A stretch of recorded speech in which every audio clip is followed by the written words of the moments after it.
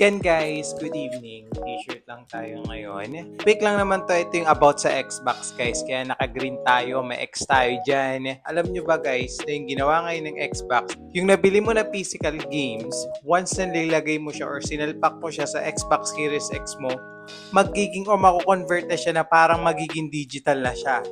So, hindi mo na kailangan yung physical games. Kahit tanggalin mo na yung physical games, malalaro mo pa rin yung larong yun. Kasi parang naging digital na siya sa loob ng Xbox Series X mo. Napakagaling, di ba?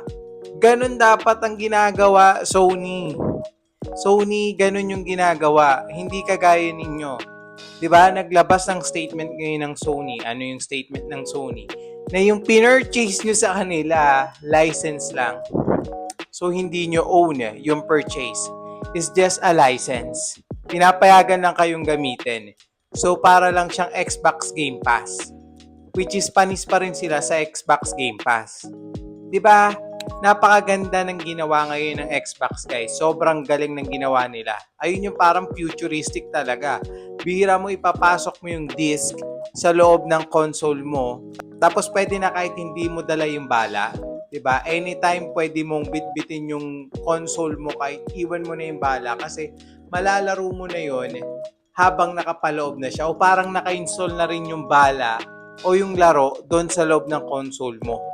Parang pinurchase mo na rin siya as a digital. Ganun yung company na hindi gahaman. Okay? Sony ganun. Kaya ngayon, marami na, at sana talaga marami na taong makarealize at maglilipatan na kayo at lumipat na kayo talaga sa Xbox, guys. Magaganda rin naman yung exclusive nila eh. Lalo ngayon at bumabawi sila. 'Di ba?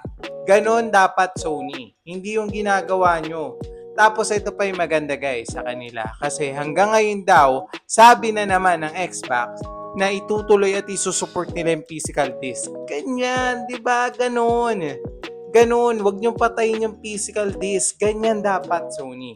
Yung ginagawa ng Xbox, ganyan.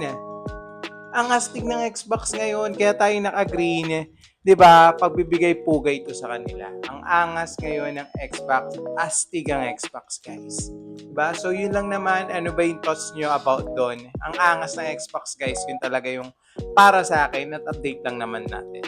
'Di ba? Yun lang, guys. Thank you sa mga nanonood diyan and peace out, guys. Yun lang. Bye-bye.